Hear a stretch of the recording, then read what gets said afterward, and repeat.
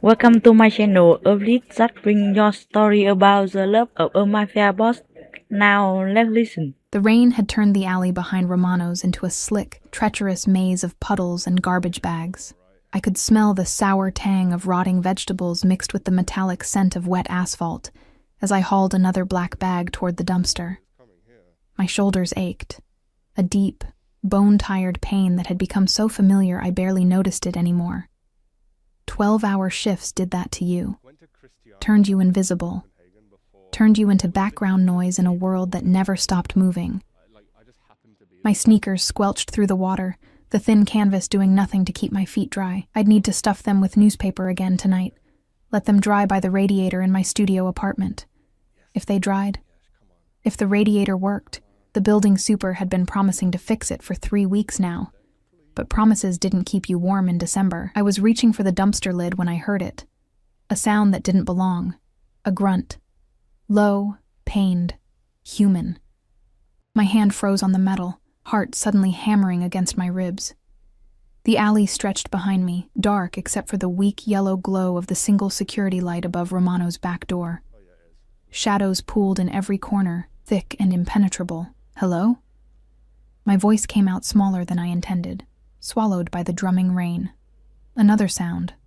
Closer this time. The scrape of shoes against pavement, unsteady, heavy. I should have gone back inside, should have locked the door, and let someone else deal with whatever this was. But my feet moved forward instead, drawn by something I couldn't name. Curiosity. Stupidity. That same reckless instinct that had gotten me into trouble more times than I could count. The man appeared from behind the dumpster like a ghost materializing from smoke. He was tall. So tall I had to tilt my head back to see his face, even hunched over, one hand pressed against the brick wall for support. He towered over me. His suit was the first thing I noticed. Black, perfectly tailored, the kind of fabric that probably cost more than my monthly rent. It caught the light differently than normal clothes, shimmering slightly even in the dim alley.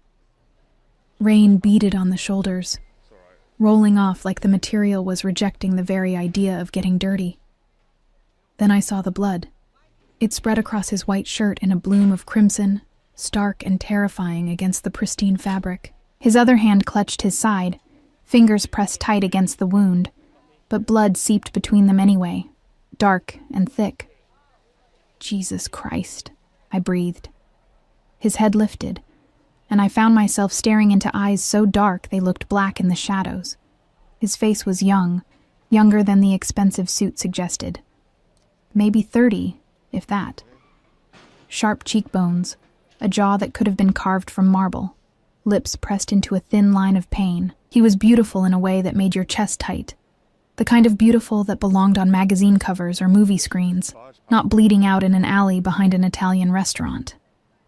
Help. The word came out rough, scraped raw. His accent was subtle, but there. Italian, I thought, though I couldn't be sure. Please. Every instinct screamed at me to run. This was trouble.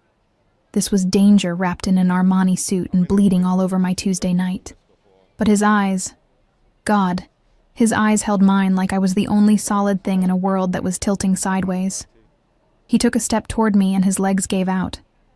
I moved without thinking, lurching forward to catch him. His weight nearly took us both down, but I managed to brace against the wall, my arms wrapping around his torso. He was solid muscle beneath the suit, heavy and warm despite the rain. The smell of him hit me all at once. Expensive cologne, something dark and woody, mixed with copper and the sharp medicinal scent of whatever antiseptic he'd tried to use on the wound.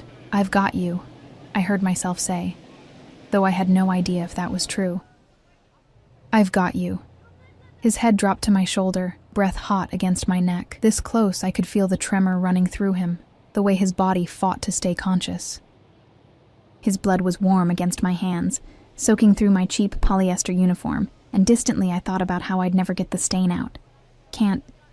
Here," he managed, voice fading. "They'll... find me." "Who?"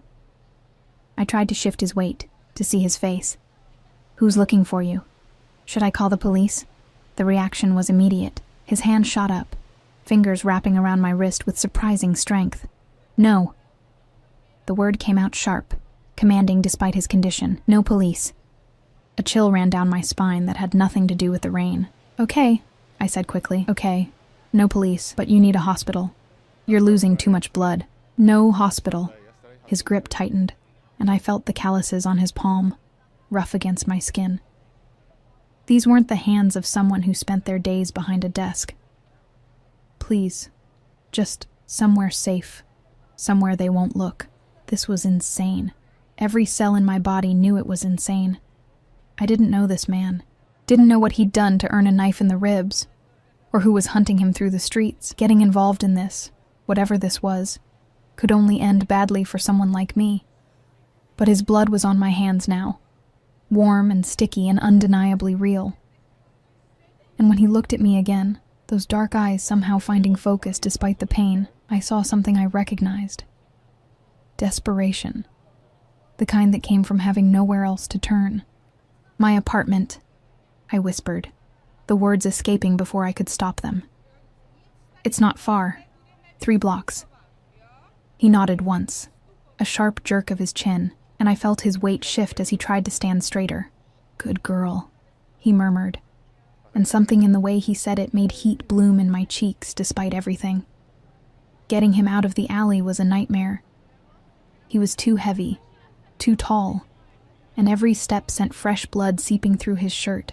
I kept one arm locked around his waist, his arm draped over my shoulders, and tried not to think about what I was doing, tried not to think about my coworker's face when I didn't come back inside, or the cameras that might be watching, or the very real possibility that I was helping a criminal escape.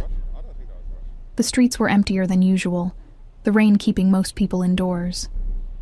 Still, every car that passed made my heart jump into my throat.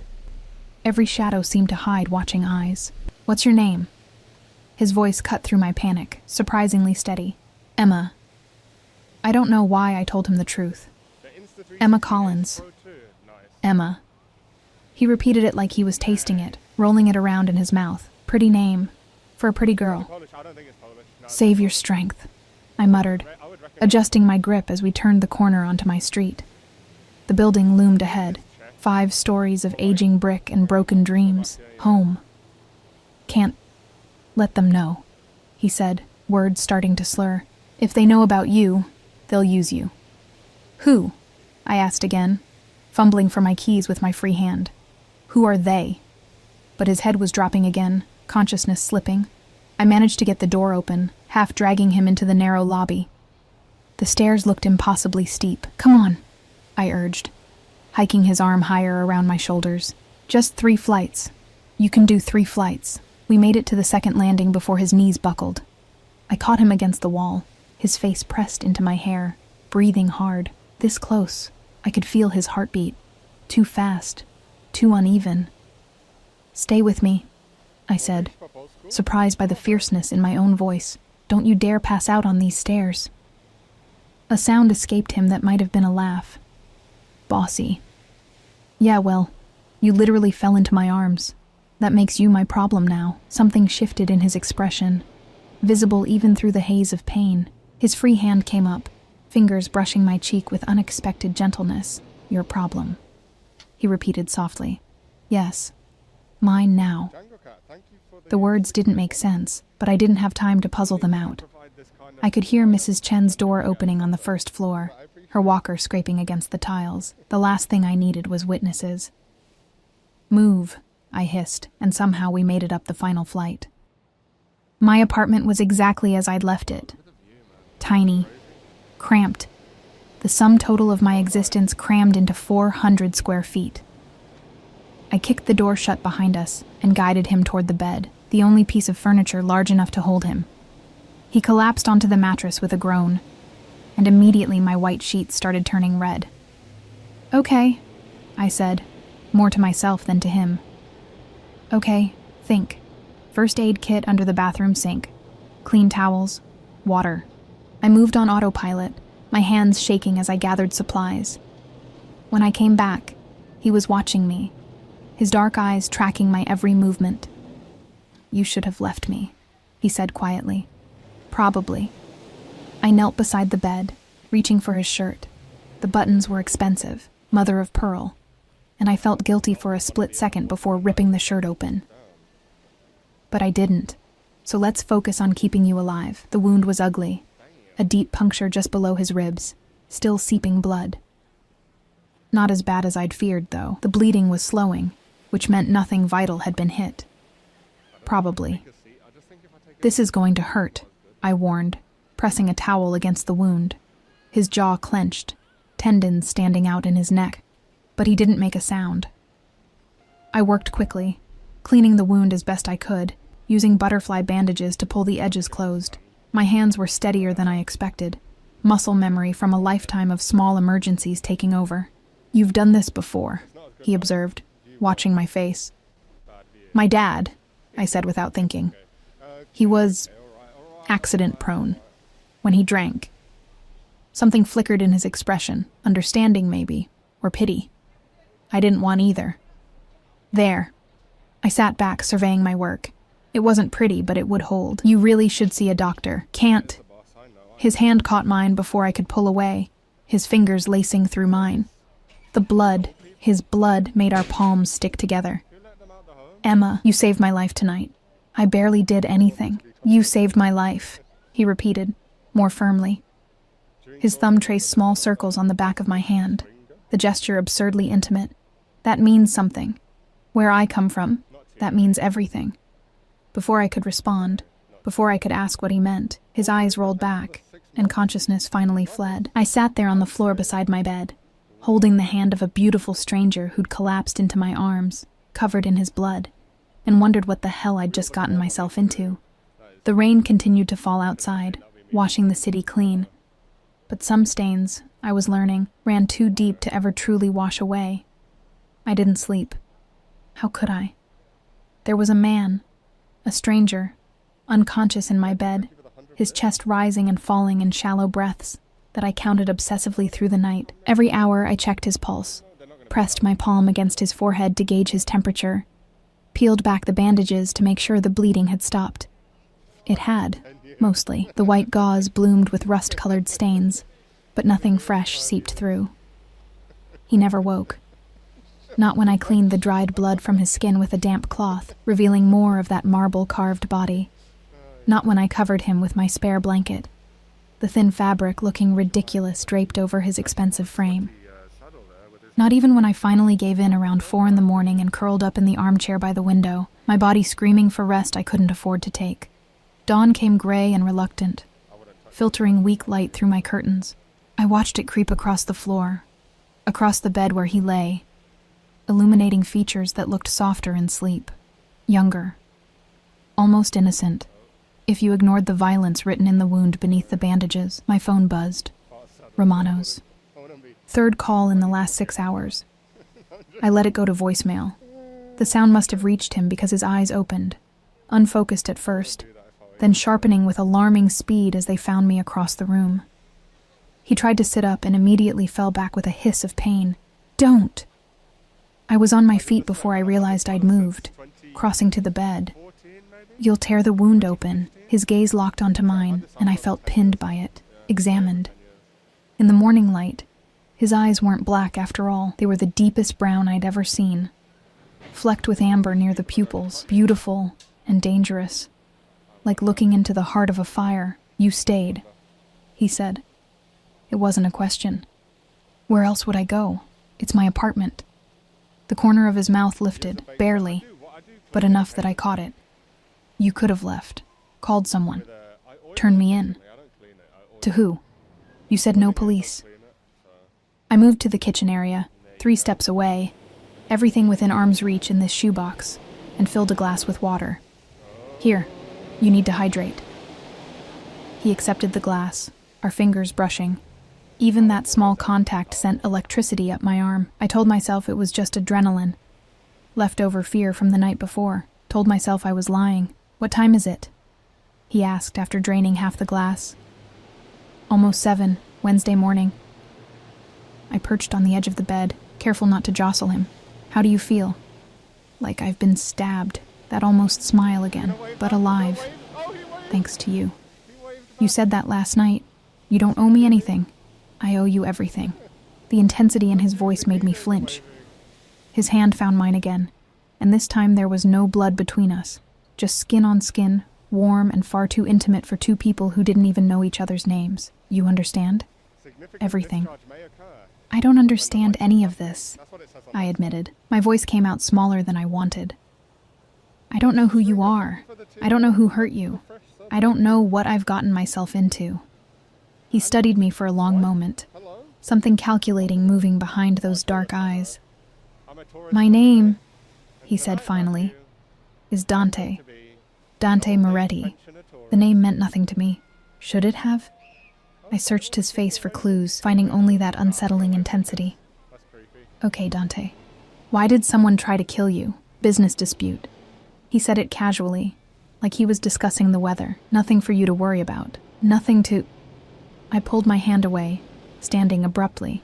You bled all over my apartment. Men are looking for you. That sounds like something to worry about. They won't find you. Absolute certainty in those words.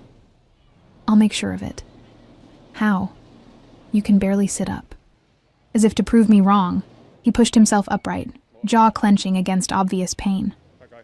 The blanket fell away, revealing his bandaged torso, the hard planes of muscle, the scattering of scars that suggested last night wasn't his first encounter with violence. He was imposing even injured, radiating a kind of controlled power that made my small apartment feel even smaller. I need my phone, he said. My jacket. Where is it? The bathroom. I hung it up to dry. I watched him carefully. Who are you calling? My people. Something cold settled in my stomach. Your people. They'll be looking for me. Worried. He met my eyes, and for the first time I saw something soft there, almost apologetic. Emma, I need you to trust me. Can you do that? I don't even know you. You saved my life. That's knowing someone in the way that matters. I wanted to argue, to point out how insane that logic was. Instead, I found myself walking to the bathroom, retrieving his jacket. It was heavy, heavier than any jacket should be. My fingers found the inside pocket, felt the hard shape of a gun tucked there, and my blood turned to ice. He was watching me when I returned, his expression unreadable. I held out the jacket without a word. Thank you. He pulled out a phone. No, 2 phones. 3. How many phones did one person need? He selected one, black and expensive looking, and pressed a single button. Someone answered before the first ring finished. Capo. The voice on the other end was tinny but clear, speaking rapid Italian, relief and urgency mixing in equal measure. Dante responded in the same language, his voice dropping into a register I hadn't heard before. Commanding. Absolute.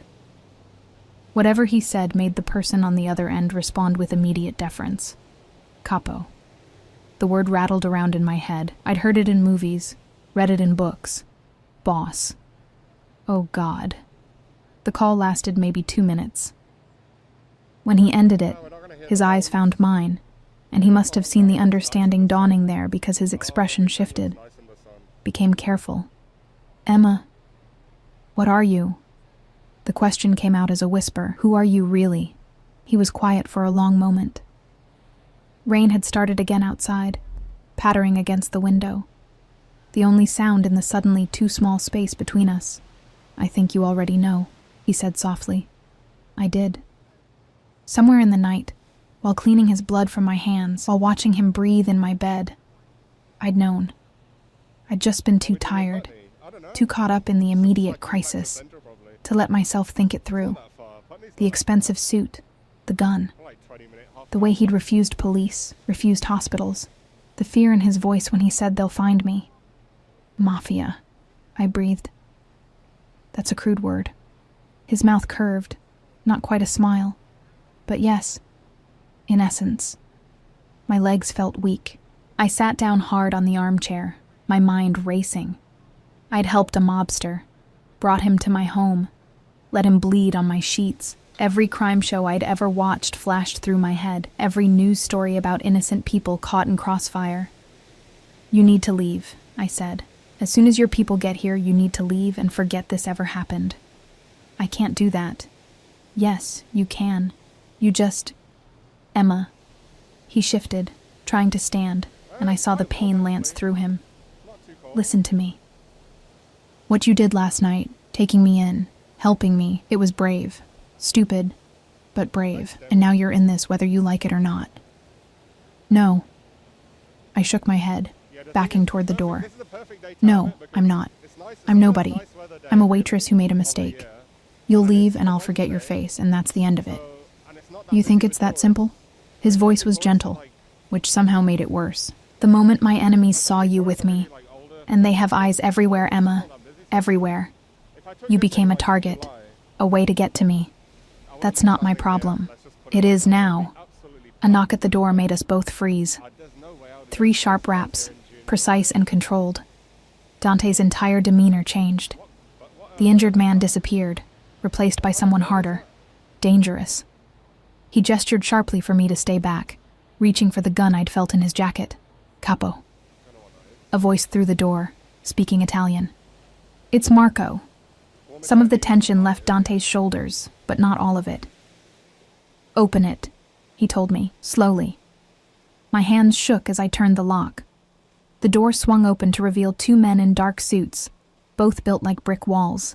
The one in front, Marco, presumably, had kind eyes and a brutal face, salt and pepper hair cut military short. His gaze swept the apartment, cataloging everything, before landing on me with something that looked like concern.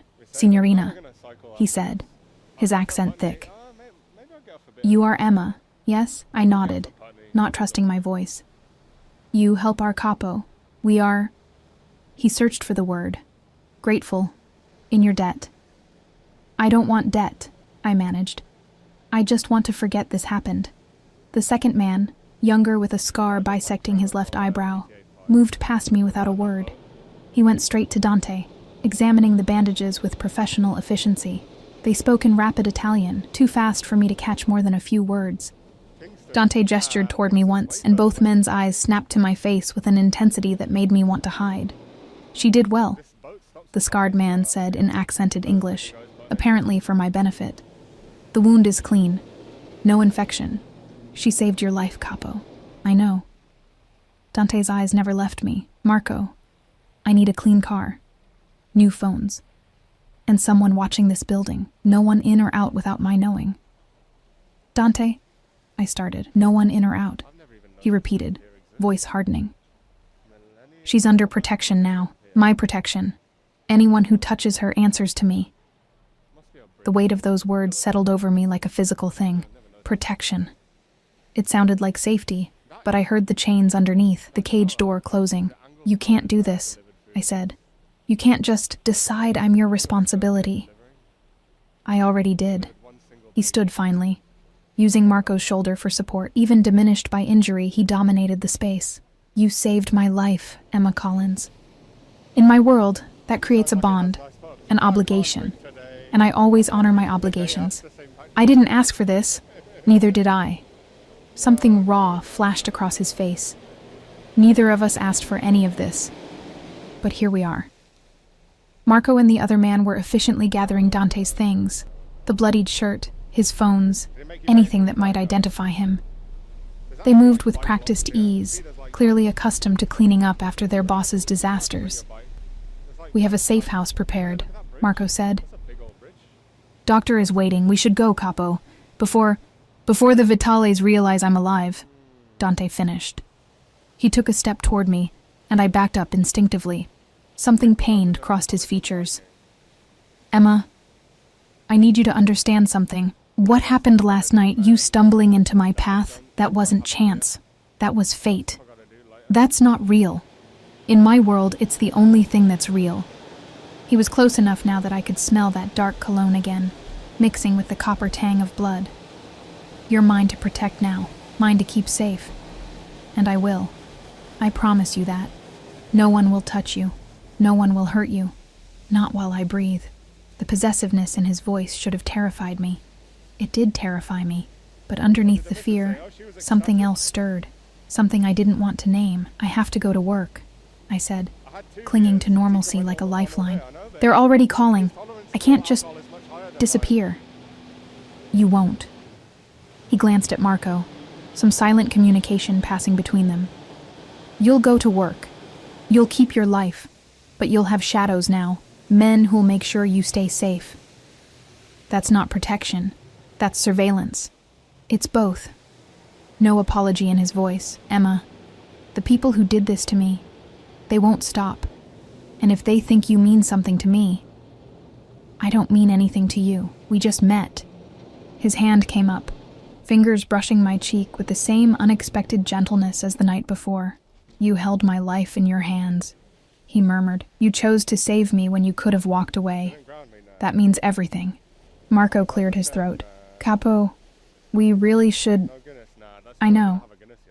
But Dante didn't move, his eyes searching mine like he was trying to memorize my face. I'll see you again soon, Emma. Count on it. They left the way they'd come, efficiently, professionally, erasing every trace of their presence. Except for the blood on my sheets, except for the gun-shaped weight of knowledge sitting heavy in my chest, except for the feeling of Dante's fingers on my skin, burning like a brand. I stood in my empty apartment, listening to the rain, and knew with absolute certainty that my life had just changed forever. The chains were already closing around me. I just couldn't decide yet if I wanted to break free. 3 days passed before I saw him again. 3 days of looking over my shoulder at every corner, jumping at shadows that moved wrong, feeling eyes on me everywhere I went. Marco hadn't lied. I had shadows now. They were good at their job, almost invisible, but I'd learned to spot them. The man in the gray sedan parked across from my building. The woman who always seemed to be at the bus stop when I left for work. The suited figure nursing an espresso at the cafe where I grabbed my morning coffee. Dante's protection felt like a noose tightening slowly around my throat. Romano's was hell. I'd called in sick the morning after, my voice rough enough to sell the lie, but I couldn't avoid it forever. When I finally returned, my manager, a perpetually stressed man named Vincent, had pulled me aside with a look that was equal parts concern and suspicion. You okay, Collins? You look like you haven't slept. I hadn't. Not really. Every time I closed my eyes, I saw Dante's blood spreading across my hands, felt the weight of his body collapsing into my arms, heard that voice in my ear, "You're mine to protect now." "Just a bug," I'd said. "I'm fine." I wasn't fine. Thursday night, the restaurant was packed. Some corporate event that had every table filled with loud men in loosened ties drinking too much wine and leaving terrible tips. My feet ached, my back screamed, and I'd lost count of how many times someone's hand had accidentally brushed against me when I leaned over to clear plates.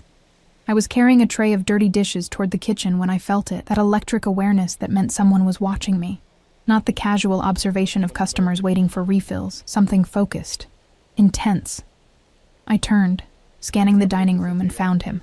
Dante sat alone at a corner table, somehow occupying the best seat in the house, even though I knew for a fact we'd been fully booked for weeks. He wore a different suit, charcoal gray this time, perfectly tailored, making him look like he'd stepped out of a magazine spread. No sign of the injury that had nearly killed him. No hint of weakness at all, but his eyes. God. His eyes locked onto me like a predator spotting prey, and I felt the tray slip in my suddenly nerveless fingers. I caught it just in time, the dishes rattling but not falling. My heart hammered so hard I could feel it in my throat. What was he doing here? This was my space, my job, the one piece of normalcy I had left, and he was contaminating it with his presence. Marco appeared at his elbow, leaning down to murmur something in his ear. Dante's gaze never left my face as he responded, a slight curve to his mouth that wasn't quite a smile. I forced myself to turn away, to keep moving toward the kitchen. My hands shook as I set the tray down on the counter. "Emma." Vincent grabbed my arm, his grip tight with barely contained panic. "Table 12 needs you, now." "I'm not assigned to." "You are now. Go, table 12. Of course. Where else would Dante Moretti sit? I grabbed a notepad, smoothed down my stained apron, and walked across the dining room on legs that felt like water. Every step brought me closer to that corner table, to those dark eyes that tracked my movement with unsettling focus. "Good evening." My voice came out steadier than I felt. Professional, distant. "Can I start you with something to drink? Emma." The way he said my name, like he was tasting it, savoring it, made heat crawl up my spine. "Sit down." I'm working. Sit down. Not a request. A command, delivered in a tone that probably made grown men scramble to obey. I wasn't going to obey. I was going to tell him exactly where he could shove his orders, consequences be damned. But then I saw Vincent watching from across the room, saw the barely disguised terror in his expression, and realized my boss knew exactly who Dante was. Everyone probably knew who he was, except me. I'd been the only one stupid enough not to recognize a predator when he collapsed into my arms. I sat. Better. Dante leaned back, studying me with that unnerving intensity. He looked completely recovered, no hint of pain in his movements. You've been avoiding me. I haven't been avoiding you. I've been living my life, with my men watching your every move. Your men are hard to miss. His mouth curved into a genuine smile this time, and the transformation was devastating. It softened the harsh lines of his face, made him look younger, almost approachable. Almost. They're supposed to be invisible, he said. I'll have to retrain them. Or you could call them off entirely. I kept my voice low, aware of the other diners around us. You said I could keep my life. Having bodyguards follow me everywhere isn't keeping my life. It's keeping you alive. There's a difference. He gestured to Marco, who immediately stepped forward with a bottle of wine I knew cost more than my weekly paycheck. The Vitalis are angry. They lost men in the ambush that night. They're looking for revenge. That has nothing to do with me. It has everything to do with you. He poured wine into 2 glasses, sliding one across the table to me. They know someone helped me escape. They're searching for that person, and when they find you, if they find me, I interrupted. Maybe they won't. Maybe I'm not that important to your little war. Something dangerous flashed in his eyes. You're important to me. That makes you important to everyone. The words hung between us, heavy with implication. I picked up the wine glass just to have something to do with my hands, taking a sip that burned all the way down. Why are you here? I asked finally. Why come to my work? Risk being seen? I wanted to see you. Simple. Direct. Like it was the most natural thing in the world. I've been thinking about you, Emma. For 3 days, I've thought about nothing else. That should concern me. It does concern me, but I can't seem to stop. My pulse jumped. You don't know me. I know you saved my life. I know you're brave enough to take in a stranger bleeding in an alley. I know you work yourself to exhaustion in this place, and still your boss looks at you like you're disposable. His jaw tightened. I know more than you think. You had me investigated. Of course I did. You became my responsibility the moment you touched me. I needed to know everything. Your name, your history, where you live, what you fear. He leaned forward, elbows on the table, and the intensity rolling off him made it hard to breathe. I know your father died 2 years ago. Liver failure. I know you're alone in this city, working 3 jobs just to keep that apartment. I know you're stronger than you have any right to be. Anger sparked in my chest, hot and defensive. You have no right to dig into my life. I have every right. You're mine now. I'm not yours. I'm not anyone's. Emma. The way he said my name this time was different. Softer. Almost gentle. I understand you're frightened. This world I live in, it's not kind. It's not safe. But I can protect you from it. I can give you things you've never dreamed of. I don't want your money. Everyone wants money. Not me. I set the wine glass down too hard, the sound sharp in the intimate space between us. I want my life back, the one I had before you fell into it and turned everything upside down. He watched me for a long moment, something unreadable moving behind those dark eyes. That life is gone, Piccola. The moment you chose to help me, it ended. You can't go back. You can only move forward. With you. Yes. With me. No hesitation. No doubt. I can give you safety, Emma. Comfort. Everything you've been struggling for, I can provide in an instant. All you have to do is let me. And what do you get out of this arrangement? His smile returned, sharper this time, knowing. You, I get you. The honesty in those words should have repulsed me. Should have sent me running back to the kitchen, back to my tiny apartment, back to anything that wasn't this dangerous man offering to cage me in gold, but heat pooled low in my stomach anyway. Unwanted and undeniable. I need to get back to work, I managed. No, you don't. He gestured again, and I watched in horror as Vincent appeared at the table, wringing his hands nervously. Mr. Moretti, my boss said, his voice obsequious in a way I'd never heard before. Is everything satisfactory? Very. Emma will be joining me for dinner. Take her off the schedule for the rest of the night. Of course. Emma, you're free to go. Vincent, I started. It's fine, Collins. Really. Take the night off. You've earned it. He scurried away before I could argue, and I turned back to Dante with fury rising in my throat. You can't do this. You can't just buy people. I didn't buy anyone. I made a request. Your boss was happy to accommodate. He poured more wine, completely unbothered by my anger. Now, tell me what you'd like to eat. The chef here is excellent, though I suspect you already know that. I'm not hungry. You're always hungry. You work yourself to exhaustion and barely eat. That changes now. You don't get to decide. Emma. He reached across the table, his hand covering mine before I could pull away. His palm was warm, the touch sending electricity racing up my arm. Please, have dinner with me. Let me do this one small thing. Then, if you truly want me gone, I'll go. I didn't believe him. Couldn't believe him. Men like Dante Moretti didn't just walk away from things they'd decided they wanted. But the weight of his hand on mine, the earnestness in his dark eyes, the bone-deep exhaustion in my own body, all of it conspired to keep me in that chair. One dinner, I said finally. That's all. His smile was victorious. One dinner. He ordered for both of us, dishes I'd served 100 times but never tasted, each one more expensive than the last. The food was incredible, melt-in-your-mouth perfect, and I hated that I couldn't help savoring every bite.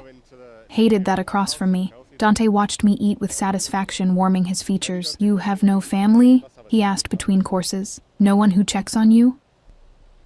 My dad was all I had. After he died, I shrugged, pushing risotto around my plate.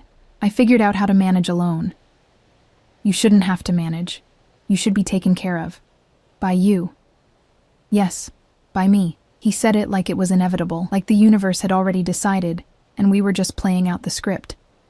I can give you a better life, Emma, a real home, security. All you have to do is say yes. To what exactly? What are you asking me? He was quiet for a moment, considering. I'm asking you to let me keep you safe. To accept my protection. To stop fighting this thing between us and see where it leads. There's nothing between us. We're strangers. We stopped being strangers the moment your arms caught me. The moment you chose to save me instead of save yourself. He leaned forward again, and I was drowning in those eyes, in the intensity of his focus. I've done terrible things, Emma. Things that would make you run screaming if you knew the details. But with you... He paused, something almost vulnerable crossing his face. With you, I want to be better. You make me want to be better. That's not fair. My voice came out hoarse. You can't put that on me. I'm not responsible for your redemption. I'm not asking you to redeem me. I'm asking you to let me worship you. The word hit me like a physical blow. Worship. As if I was something precious, something sacred, instead of a broke waitress with nothing to offer. You're insane, I whispered. Probably. His thumb traced circles on the back of my hand, the gesture hypnotic. But I'm also serious, deadly serious. You're in my head, Emma Collins, in my blood, and I don't think you're ever leaving. A crash from across the room shattered the moment. I jerked my hand away, turning to see one of the other waitresses, Sophia, staring at our table with wide, horrified eyes. She'd dropped a tray, glass and ceramic scattered across the floor, but she wasn't looking at the mess. She was looking at Dante, then at me, then back to Dante. Recognition and fear warred in her expression. Sophia. I started to stand, to help clean up. Stay. Dante's voice froze me in place. His gaze had shifted to the other woman, something cold and assessing in the look. Marco. The bodyguard materialized from wherever he'd been lurking, moving toward Sophia with purpose. She backed up, nearly stumbling over the broken dishes. "It's fine," she stammered. "I'm fine, just clumsy. I'll clean it up." But her hands shook as she bent to gather the larger pieces, and I saw tears threatening to spill down her cheeks. She knew who Dante was, knew what he represented, and seeing me sitting here with him, eating his expensive food, accepting his attention, it had terrified her. It should terrify me too. Why didn't it terrify me more? "I need to help her," I said, starting to rise again. This time Dante didn't stop me. 10 minutes, he said quietly. "Then you come back." "We're not finished talking." I nodded and fled to Sophia's side, dropping to my knees among the wreckage. She grabbed my arm hard enough to bruise, her lips close to my ear. "Are you insane?" she hissed. "Do you know who that is?" "Yes." "Then why are you sitting with him? Emma, he's dangerous. People disappear around men like him. You need to run." "I can't." The truth of it sat heavy in my chest. "He won't let me." Her face crumpled. "Oh, God. Emma, it's fine, I'm fine. He thinks he owes me something. It'll blow over." But even as I said the words, I knew they were a lie. Nothing about Dante Moretti was going to blow over. He'd attached himself to me like a shadow, and shadows didn't leave just because you wanted them to. I helped Sophia clean up the mess, hyper-aware of Dante's eyes burning into my back the entire time. When I finally returned to the table, he was on his phone, speaking rapid Italian in that commanding tone that made even Marco straighten nervously. He ended the call as I sat down. "Your friend is frightened of me. Most people probably are, but not you." It wasn't a question. "Why aren't you frightened of me, Emma?" I thought about lying, about telling him I was terrified, that every instinct screamed at me to run, but his eyes held mine, demanding honesty, and I found myself giving it. "I don't know," I admitted. "Maybe I should be. But when I look at you, all I see is the man who was bleeding in my arms, the one who said please like it hurt him. That man didn't seem dangerous. He seemed human." Something shifted in his expression. Surprise, maybe, or something deeper.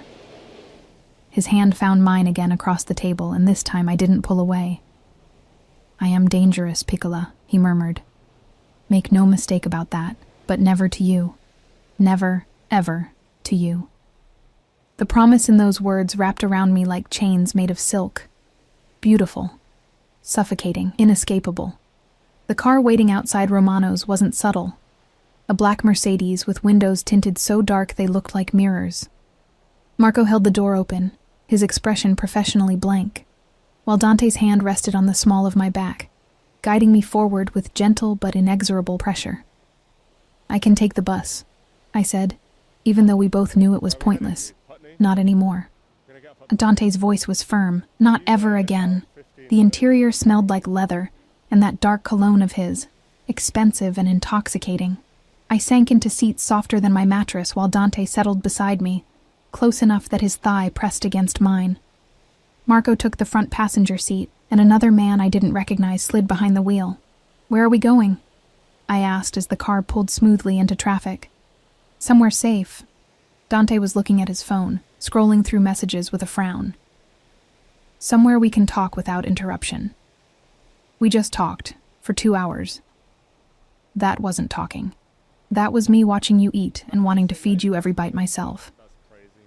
He glanced up, catching my expression, and that devastating smile returned. "Don't look so shocked, Piccola. I told you.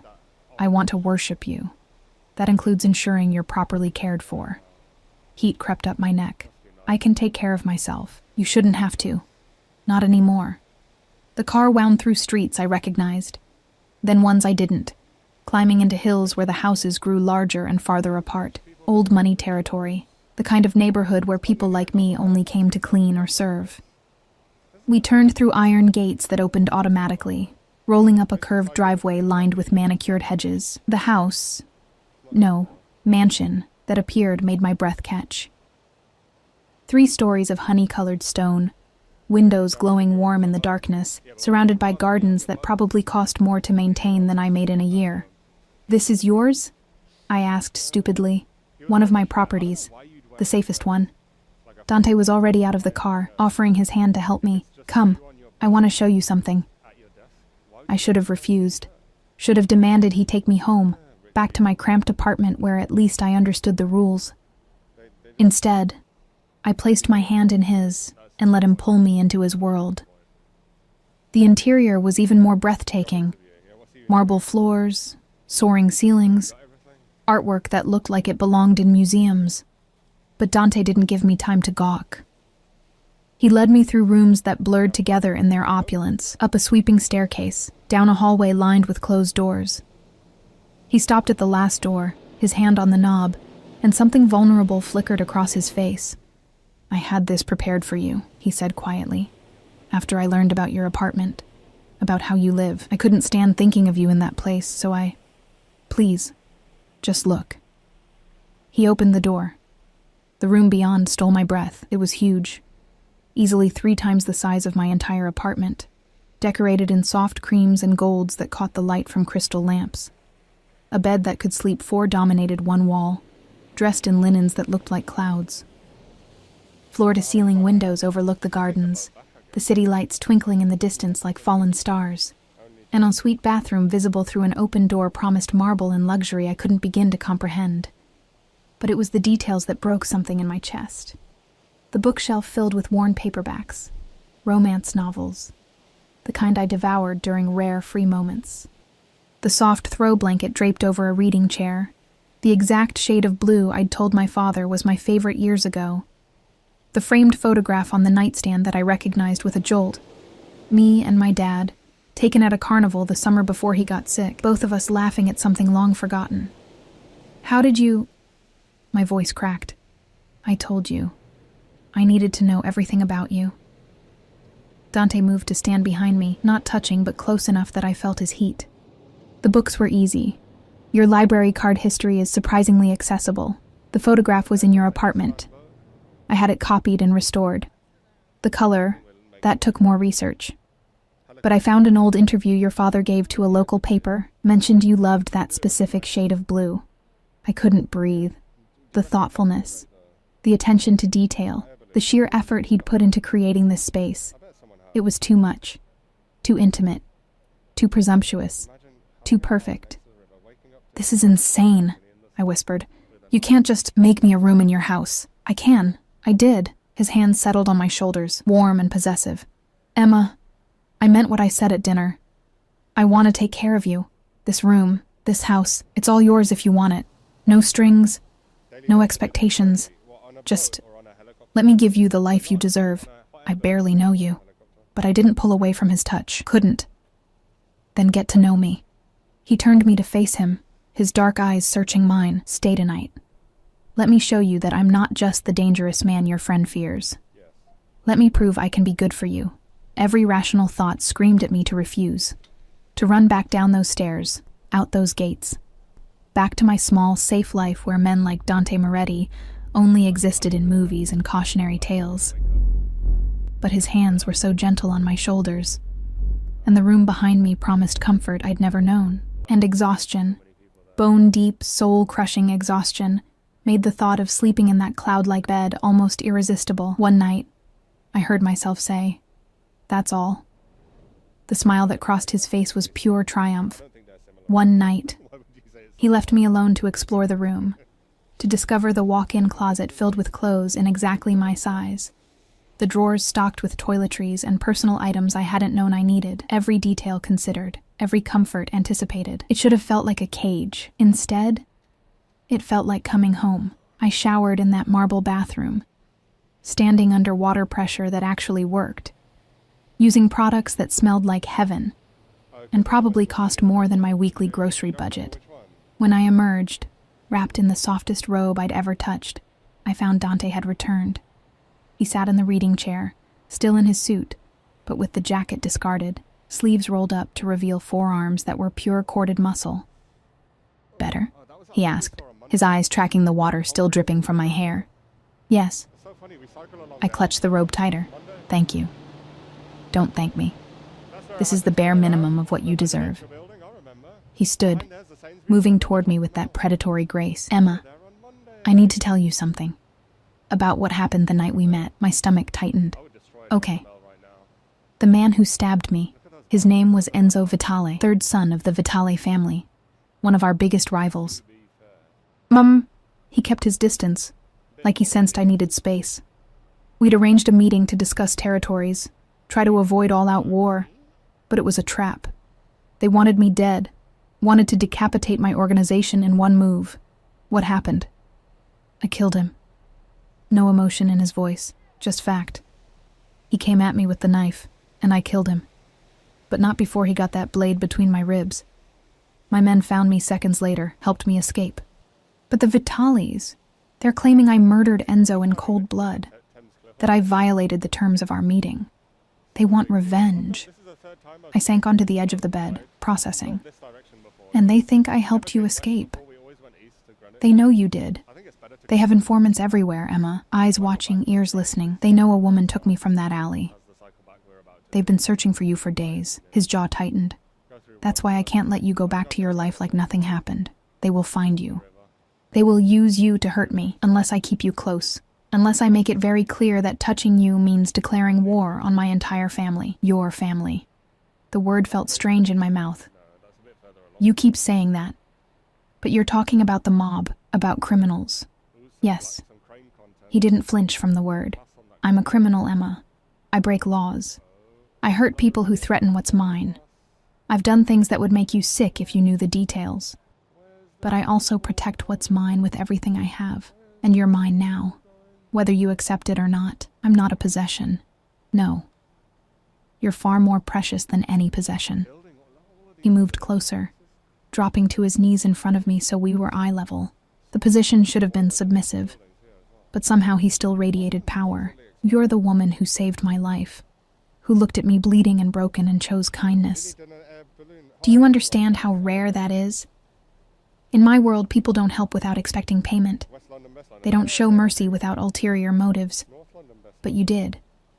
You saved me because it was the right thing to do. His hands covered mine where they clutched the robe. That makes you dangerous, Piccola. Dangerous to me. Because now I can't stop thinking about you, can't stop wanting to keep you safe, keep you close, keep you mine. It's obsession. Possession. Every dark thing your romance novels warn against. And I should let you go. Should send you far away where my world can't touch you. But you won't. I already knew the answer. No, I won't. I'm too selfish. Too obsessed. His thumbs traced patterns on my knuckles. I want you, Emma. Want you in ways that should shame me. And I'll use every resource I have to make you want me back. That's not how feelings work. You can't just manufacture attraction, can't I? His gaze dropped to my lips, then back to my eyes. Your pulse is racing. I can see it in your throat. Your breathing changed the moment I knelt in front of you. You're attracted to me, even if you don't want to be, even if it terrifies you. He was right. God help me, he was right. My body had betrayed me, responding to his proximity, his intensity, the dark promise in his eyes. Physical attraction isn't the same as trust, I managed. No, but it's a start. He released my hands, standing. Get some sleep, Emma. Tomorrow we'll talk more. You'll see that I can be good for you, that this life I'm offering isn't a prison. It's freedom from everything you've been struggling against. He moved toward the door, and panic surged unexpectedly in my chest. Where are you going? My room, down the hall. He paused, looking back. Did you think I'd stay? Force myself on you? I don't know what to think about you. Think that I'm a monster who wants to be your monster. Think that I'd burn the world down before I let anyone hurt you. Think that I'm patient enough to wait until you come to me willingly. His smile was dark. Because you will, Piccola. Eventually you'll stop fighting this and let yourself fall. And I'll be right there to catch you. He left, the door clicking shut behind him, and I was alone in that beautiful room with my racing heart and treacherous thoughts. I should have run. Should have climbed out that window, stolen a car, disappeared into the night. Instead, I crawled into that impossible bed, surrounded by softness and the faint scent of Dante's cologne that seemed to linger in everything, and fell into the deepest sleep I'd had in years. When I woke, morning light was streaming through those floor-to-ceiling windows, and the smell of coffee drifted from somewhere below. I found clothes laid out, Jeans that fit perfectly, a soft sweater, even undergarments in exactly my size. Everything I needed, anticipated before I even knew I needed it. I dressed in a daze and followed the coffee smell downstairs, through rooms that looked different in daylight. Less intimidating. More like a home that happened to be obscenely expensive. Dante stood in a kitchen that could have housed my entire apartment, wearing dark slacks and a white shirt with the sleeves rolled up. He looked domestic and dangerous all at once, and when he smiled at my appearance, my traitorous heart skipped. "Coffee?" he offered, already pouring a cup. "I wasn't sure how you take it, but I had Marco research your usual order." "Of course you did." I accepted the cup. Perfect temperature, perfect ratio of cream to sugar, and tried not to think about how he'd known. "Did you sleep?" "Some. Mostly I worked." He gestured to a laptop open on the counter, screens full of text I couldn't read from this distance. "The Vitales made a move last night. Nothing serious, just posturing, but it reminded me why keeping you close is necessary." "Dante?" "Emma?" He moved around the counter, invading my space in a way that should have felt aggressive but somehow didn't. "I know you're scared. I know this is overwhelming, but I need you to understand something. Those men, they don't play by rules. They don't care about innocence or fairness. If they find you without my protection, they will hurt you in ways I can't even speak aloud. And then they'll send pieces of you back to me as a message." Horror crawled up my spine. "You're trying to scare me. I'm trying to make you understand reality. My reality, which is now your reality." His hand came up, cupping my cheek with surprising gentleness. "I will not let that happen. I will keep you safe. But you have to let me. You have to stop fighting this and accept that your life has changed." "What if I can't?" My voice came out small. "What if I can't accept this? Then I'll wait. And protect you anyway. Because walking away isn't an option anymore, Piccola. For either of us." His phone buzzed. Harsh, insistent. He glanced at the screen, and something cold passed over his features. "Marco needs me. Business that can't wait." He looked back at me, conflicted. "Will you be here when I return?" It was the first time he'd phrased it as a choice. The first time he'd acknowledged I could leave if I truly wanted to. I thought about my apartment, probably being watched by Vitale men. My job, where Sophia had looked at me with such fear. The life I'd built that suddenly felt like tissue paper, fragile, temporary, ready to tear at the first strong wind. Then I thought about this kitchen, the room upstairs, the way Dante's eyes softened when they landed on me, the safety he promised. "Even if it came wrapped in possession and control, I'll be here," I whispered. The smile that crossed his face was pure relief. He pressed a kiss to my forehead, chaste, reverent, and then he was gone. Marco and 2 other men materializing to follow him out. I stood alone in that enormous kitchen, coffee cooling in my hands, and wondered if I'd just made the biggest mistake of my life, or if, somehow, I'd just chosen to save myself the same way I'd saved him. The cage door had closed. I just couldn't tell yet if I was the prisoner, or if I'd found sanctuary. Blocko 5. 2 weeks. That's how long it took for my old life to become a memory, something distant and half-forgotten like a dream upon waking. 2 weeks of living in Dante's mansion, surrounded by luxury I'd never imagined, protected by men who materialized from shadows whenever I so much as thought about leaving.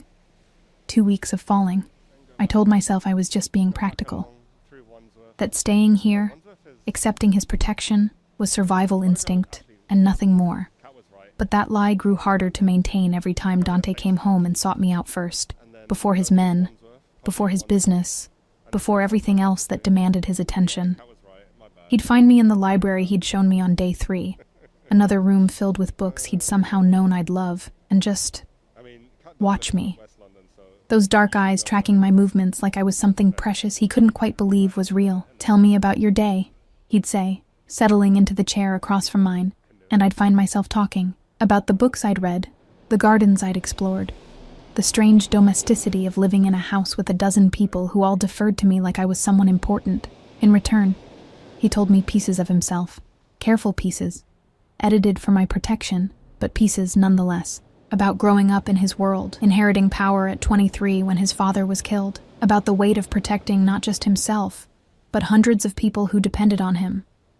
About the loneliness of trust being a luxury he couldn't afford, until you, he'd said one night, wine making him more honest than usual. You don't want anything from me except to be left alone. That's refreshing. I don't want to be left alone anymore, I'd admitted before I could stop myself. The look in his eyes had burned. Now it was Friday evening, and I stood in front of the mirror in my room. My room. I'd started thinking of it, which was dangerous, smoothing down the dress Dante had sent up. Deep emerald green, designer label. Probably worth more than I used to make in 3 months. It hugged curves I usually hid under baggy uniforms, made me look like someone who belonged in his world. A knock at the door made my pulse jump. Come in. Dante entered, and the air seemed to contract around us. He wore all black tonight, shirt, slacks, even his shoes, making him look like a dangerous shadow come to life. His eyes swept over me, and the hunger that flashed there made my skin burn. Beautiful, he breathed. Emma, you're devastating. It's just a dress. It's not the dress. He crossed to me in 3 strides, his hands settling on my waist, pulling me back against his chest. In the mirror, we looked like we belonged together, his darkness framing my light, his height making me seem delicate despite never feeling delicate a day in my life. It's you. It's always been you. I should have pulled away, should have maintained the distance I'd been desperately trying to preserve. But his warmth seeped into me, his cologne wrapped around my senses, and I found myself leaning back into him instead. Where are we going? My voice came out breathy. Dinner. A restaurant I own, fully secured, completely private. I want to show you off. His lips brushed my temple. I want the world to know you're mine. Dante. I know. You're not ready to hear that yet, but it doesn't make it less true.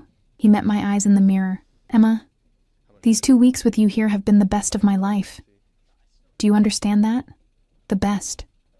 Coming home to you, talking with you, watching you exist in my space. It's everything I didn't know I needed. You barely know me, I protested weakly. I know enough. I know you're kind even when the world has given you every reason not to be. I know you're strong, stronger than you realize. I know you try to hide how much you're starting to care about me, but I see it anyway.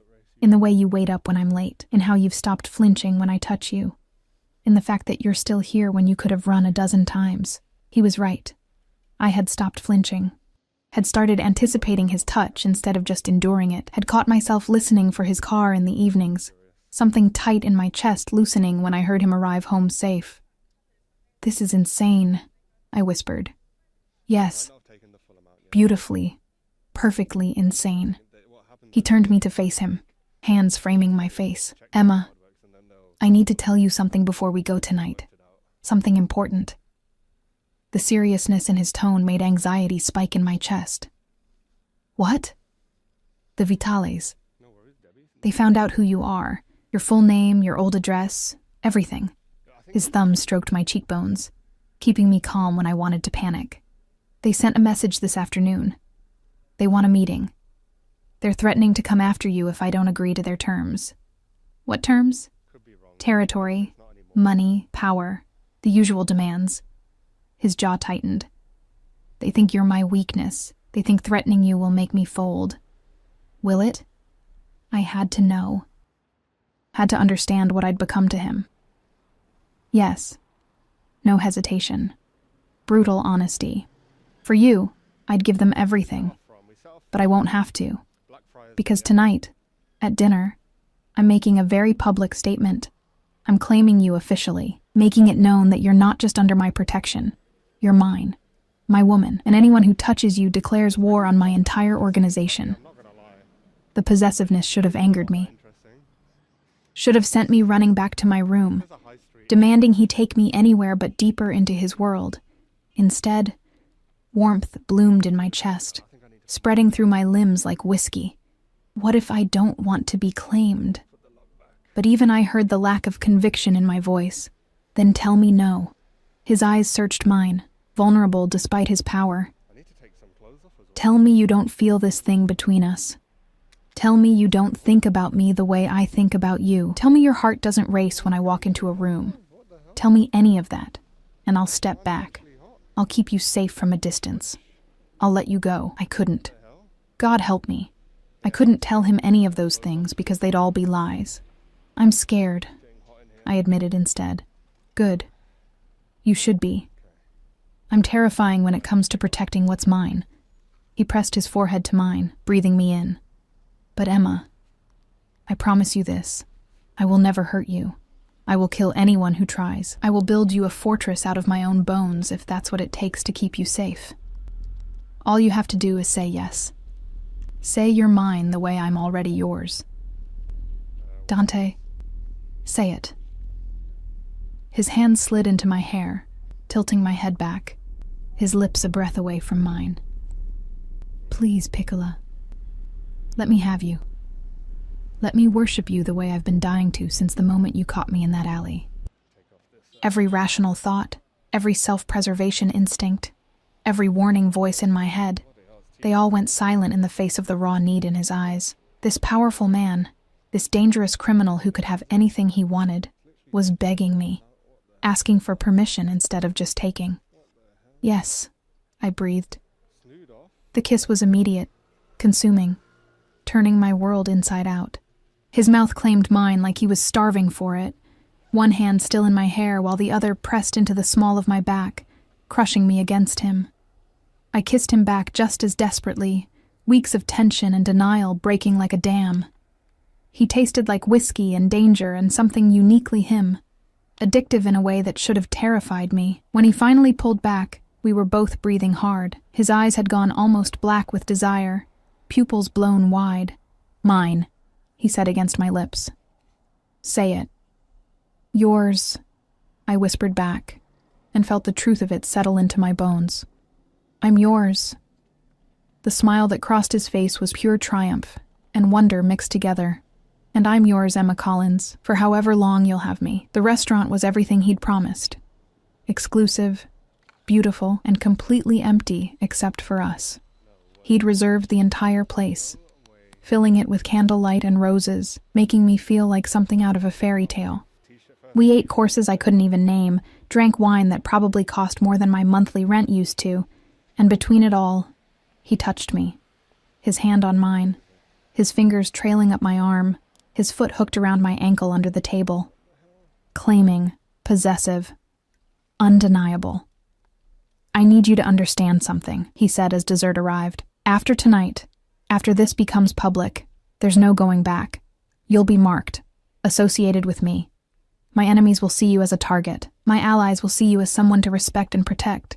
Your old life, it ends permanently. It already ended, I said. The night I caught you. I just didn't know it yet. No regrets? I thought about my cramped apartment, my exhausting jobs, the loneliness that had become so normal I'd stopped noticing it. Then I thought about waking up in that beautiful room, having coffee with Dante in the mornings, the way his face softened when he looked at me. No regrets, I confirmed. Not about you. Something vulnerable flashed in his eyes. Emma, I need to tell you something else. About that night. About why I was in that alley in the first place, okay? I was running. Not just from Enzo, but from the meeting entirely. Because I knew. I knew it was a trap. My instincts screamed at me to get out. And I did. I ran like a coward instead of fighting. His hand tightened on mine. If I'd stayed, if I'd faced them directly, none of this would have happened. You'd still be living your life, oblivious to my world, safe. But we wouldn't have met. No, we wouldn't have. He looked almost haunted. Sometimes I wonder if that would have been better. For you. I reached across the table, cupping his cheek the way he so often did to me. I saved you for a reason, Dante. Maybe fate, maybe chance, I don't know. But I don't regret it. Not the choice I made that night, and not the choices I'm making now. He turned his head, pressing a kiss to my palm. I love you. The words were quiet, but they hit like thunder. I know it's too soon. I know I shouldn't feel this much this fast. But I do. I love you, Emma. Obsessively. Completely. In ways that would probably concern a therapist. My heart stuttered. Dante, you don't have to say it back. I just needed you to know, needed you to understand that this isn't just possession or obsession or my need to protect you. It's love, real, terrifying, all-consuming love. Tears pricked my eyes. You're insane. For you? Absolutely. He stood, coming around the table to pull me to my feet, dance with me. There was no music, but I let him pull me close anyway, let him sway us in a gentle rhythm only he could hear.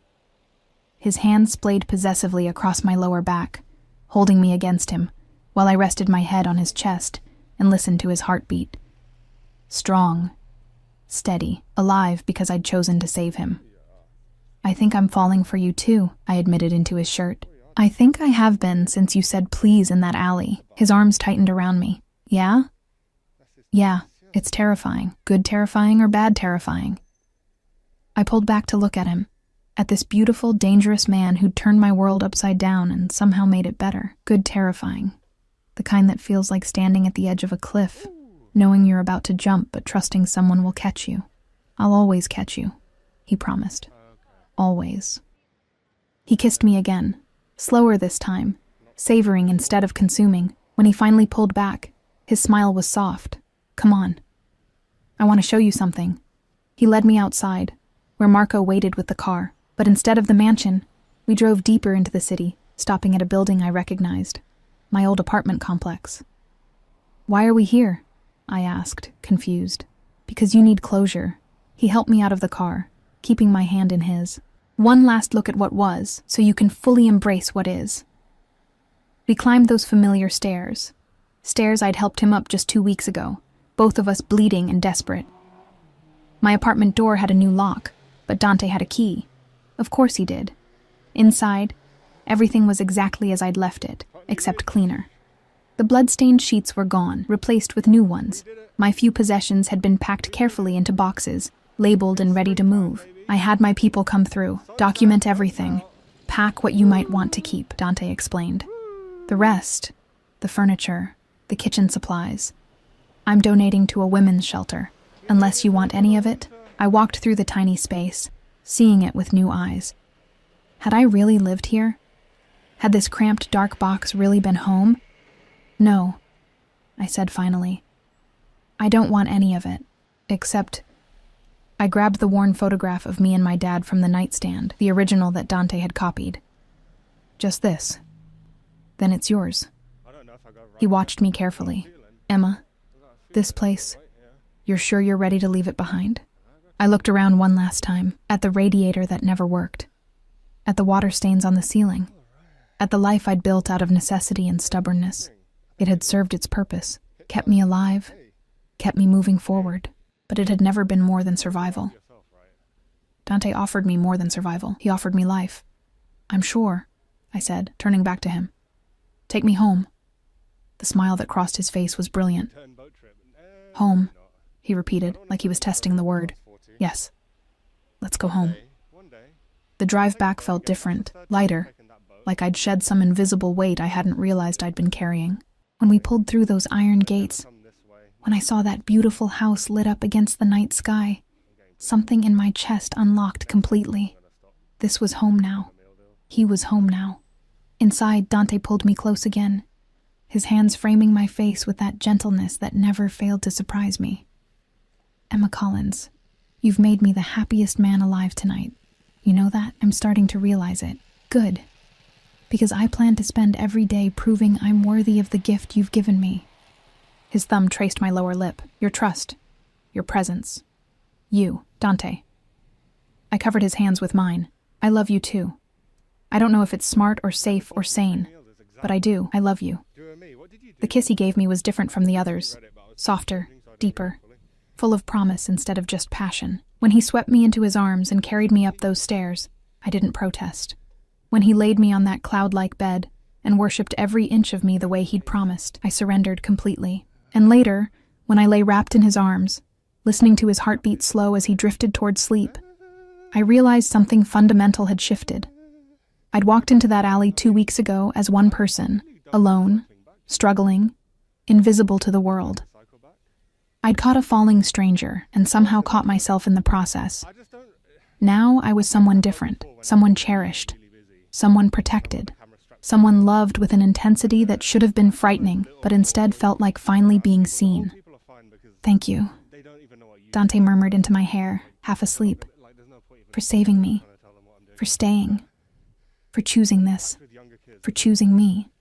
Thank you for falling into my arms," I whispered back. His arms tightened around me, possessive even in sleep, and I let myself sink into it, the possession, the protection, the fierce devotion of a man who'd turned my world upside down and somehow made it right. The cage had become a sanctuary, the chains had become wings, and the stranger who'd collapsed into my arms had become home. Outside, rain began to fall again, soft, cleansing, washing away the last traces of who I used to be. But inside, wrapped in warmth and safety and love, I'd never felt more free. This was my new life, my choice, my future. And I was finally, fully, completely ready to embrace it.